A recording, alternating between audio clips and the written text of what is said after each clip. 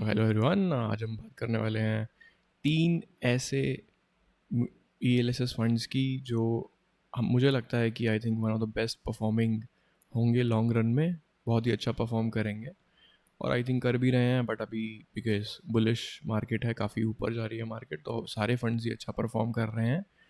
But क्यों मैंने इन 3 funds को चुना है और कौन से फंड्स हैं वो?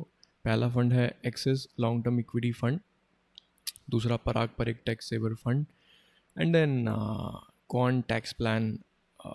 ठीक है, सो ये 3 फंड्स हैं जो मुझे लगता है कि ELSS कैटेगरी के बेस्ट फंड्स हैं। सो क्यों लगता है वो हम आगे डिस्कस करेंगे। सो इससे पहले हम जान लेते हैं कि वाई ELSS, क्यों ELSS में हम इन्वेस्टमेंट करने की सोच रहे हैं, राइट? ज़रूरत भी क्या है इसकी, सो इसका नीड क्या है, क्यों है? सो क्योंकि कर इसलिए रहे हैं क्योंकि सेक्शन अंडर 80C के अकॉर्डिंग हमें टैक्स बेनिफिट मिलता है up to 1.5 lakh, right? 1.5 lakh रुपए की टैक्स सेविंग हम कर सकते हैं अगर हम 80C के अंदर इन्वेस्ट करते हैं। 80C के अंदर और भी बहुत सारे फाइनेंशियल इंस्ट्रूमेंट्स आते हैं, और भी चीज़ों में इन्वेस्ट कर सकते हैं हम, जैसे कि आप देख रहे हैं PPF, राइट? PPF अभी 7.1% दे रहा है 2021 में, राइट? EPF है जो कि एम्प्लॉयज़ के लिए है, और अगर आप NPS भी ले सकते हैं रिटायरमेंट के लिए, और आप EPF, राइट, एम्प्लॉयज़ के लिए होता है। जितने भी एम्प्लॉयज़ हैं EPF आप कर ही रहे होंगे, और I think I am assuming आप एक एम्प्लॉय ही होंगे अगर आप ये वीडियो देख रहे हैं। अगर आपकी इनकम 5 लाख से ऊपर है, ऑब्वियसली हम ELSS फंड के लिए जाएंगे। बाकी क्यों ELSS फंड? क्योंकि देखिए, PPF में आपका पैसा जाता है 15 साल के लिए, राइट? EPF जब तक आप जॉब नहीं छोड़ते, राइट? NPS कब तक? I think retirement 60, right? So बच के हमारे पास बचता है एक ही ऑप्शंस, और वो है हमारा ELSS। और इसका बेनिफिट सिर्फ यही है कि 3 साल का लॉगिन पीरियड रहता है।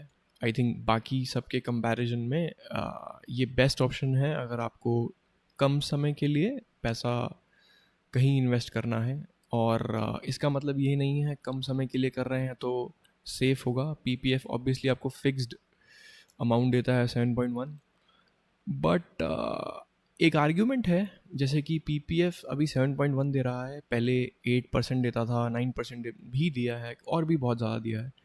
तो इकोनॉमी कोरोना की वजह से नीचे गई है, तो ऑब्वियसली गवर्नमेंट ने आपका इंटरेस्ट कम कर लिया है PPF पे, राइट? और श्योरली ELSS यानी कि इक्विटी मार्केट भी नीचे गई थी, लेकिन जितनी जल्दी से रिवाइव किया है इक्विटी मार्केट ने, राइट, आई थिंक मुझे नहीं लगता किसी और इंस्ट्रूमेंट इतनी जल्दी करता है। हालांकि वो रीज़न उनके अपने हैं क्योंकि गवर्नमेंट इंस्ट्रूमेंट्स हैं, it will take time to revive, बढ़ने में टाइम लगेगा इनका इंटरेस्ट। पर ऑब्वियसली अगर इनका इंटरेस्ट बढ़ता है तो कब बढ़ेगा? जब इकोनॉमी रिवाइव होगी, राइट? लॉन्ग टर्म में जब इकोनॉमी अच्छा करेगी। अगर लॉन्ग टर्म में इकोनॉमी अच्छा करेगी तो ELS यानी कि स्टॉक मार्केट भी अच्छा कर सकती है, राइट? हम कंपैरिजन, ये वीडियो नहीं है PPF वर्सेस ELSS, बट एक आर्ग्यूमेंट है। आई थिंक इक्विटी मार्केट में अगर हम अच्छा ELSS फंड चुन लें तो बेटर रिटर्न मिल सकते हैं। हालांकि क्योंकि ये फिक्स्ड है और ये नहीं, कोई इसमें ELSS इज़ नॉट फिक्स्ड, मतलब कुछ भी गारंटी नहीं है। सो ऑब्वियसली आप ज़्यादा रिस्की है, but I think the more the risk the more the benefit of the profit you going to enjoy. But let's find some funds who market गिरती भी है, राइट, तो भी शायद थोड़ा ज़्यादा ना गिरे।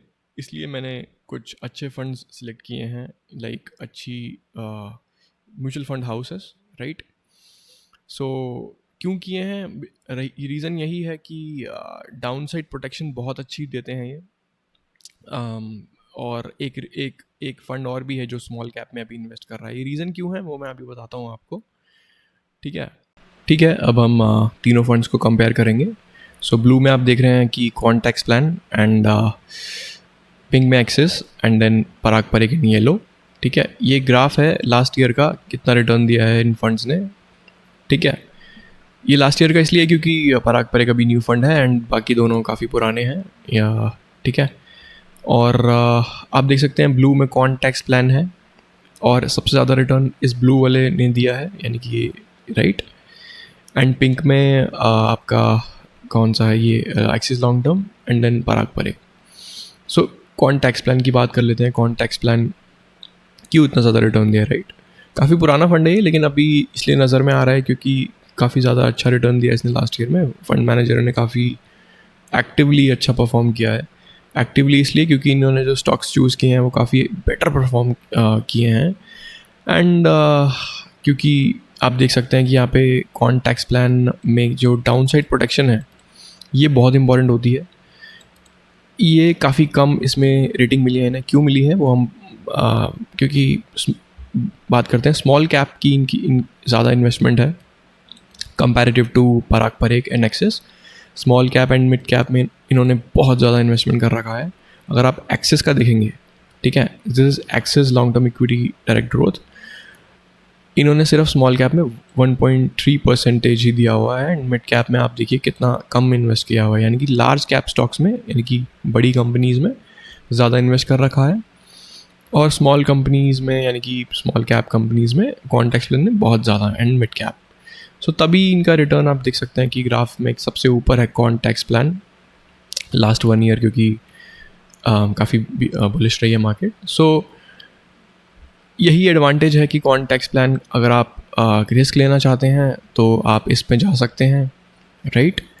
लेकिन अगर आप थोड़ा सेफ जाना चाहते हैं तो एक्सिस काफ़ी बेटर है। ये एक्सिस लॉन्ग टर्म प्लान है और एक्सिस लॉन्ग टर्म के आप स्टॉक्स देख सकते हैं काफ़ी अच्छे हैं। Divi's lab one of the market leaders, HDFC, Nestle obviously, wealth compounder, Pidilite one of the best stocks, ठीक है, लॉन्ग टर्म के लिए, क्योंकि 3 साल की लॉक इन है तो obviously we have to choose the best जिसकी डाउन साइड प्रोटेक्शन अच्छी हो। एंड काफ़ी टाइम से, काफ़ी समय से इन्होंने अच्छे खासे स्टॉक्स होल्ड कर रखे हैं, right. So I think it is a very good bet to bet on this fund. And then Parag Parikh ने भी काफ़ी कम इन्वेस्टमेंट कर रखी है small cap and mid cap में। एंड पराग परेग आपको पता ही होगा, ये ऐसा फंड है, Parag Parikh flexi cap fund एक आता है जिसमें US के स्टॉक्स भी इन्वॉल्व हैं। One of the best fund माना जाता है, बहुत ही अच्छा फंड माना जाता है फ्लेक्सी कैप फंड। उनके कंपैरिजन में अगर आप देखें पराग परेग टेक्सेवर फंड सेम फंड हाउस से आता है और सेम ही इंडिविजुअल्स उनको मैनेज करते हैं। जो फंड मैनेजर हैं बहुत टाइम से इसी फंड को ही मैनेज कर रहे हैं, फ्लेक्सी कैप फंड को, और ये अभी न्यू फंड है तो वही फंड मैनेजर हैं। And second good thing is कि इनके स्टॉक्स जो हैं वो भी I think one of the best stocks इन्होंने चूज़ कर रखे हैं।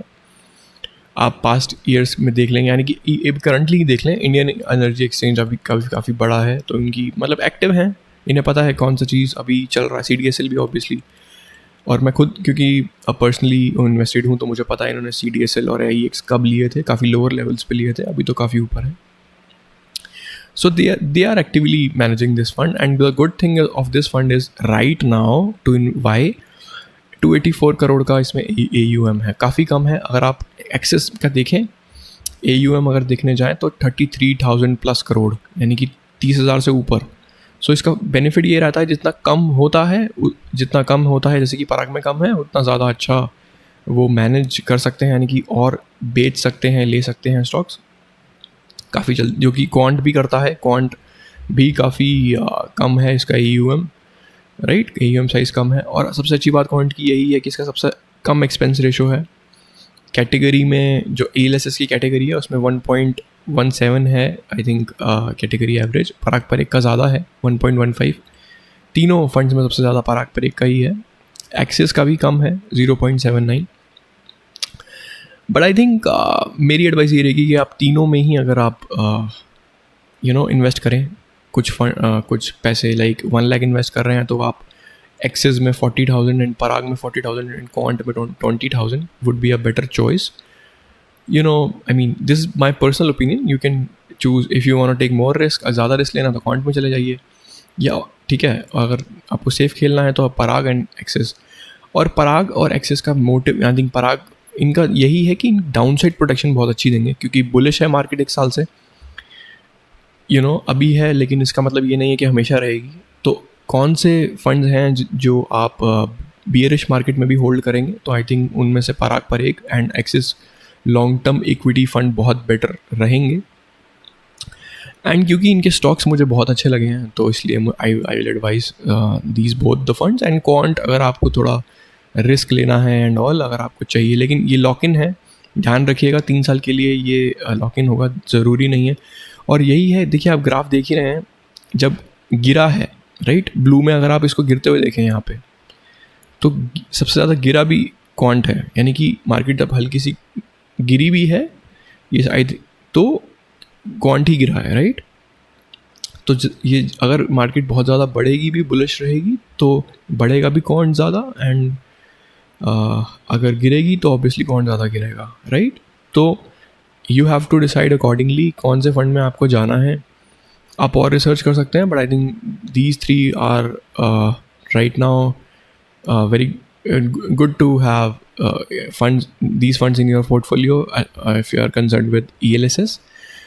And Axis and Parag is obviously if you want to play safe. अगर आपको सेफली खेलना है, yes, Parag and Axis. I think किसी एक फंड में जाना थोड़ा सा रिस्की होगा, किसी एक फंड में जाना थोड़ा सा आई थिंक वो उतना बेटर चॉइस नहीं है। इसलिए आप अपना पोर्टफोलियो जो है ELSS का भी थोड़ा सा डाइवर्स अगर रख सकते हैं तो रखिए। बट ज़रूरी नहीं है, आप कोई एक भी चूज़ कर सकते हैं। ऐसा नहीं है कि कोई आपको 3 ही चूज़ करने हैं या 2 चूज़ करने हैं, वो आपकी मर्ज़ी है। बट आई थिंक आप स्टॉक्स देख कर एंड एक्सपेंस रेशियो वट जो भी आपको ठीक लगता है उसी आपकी अंडरस्टैंडिंग के थ्रू जाएँ, आप और रिसर्च करें। But I think these funds are one of the best funds right now. यही मेरी एडवाइस होगी। And yeah, that's it for today. Thank you so much for watching. Please like and subscribe. Thank you.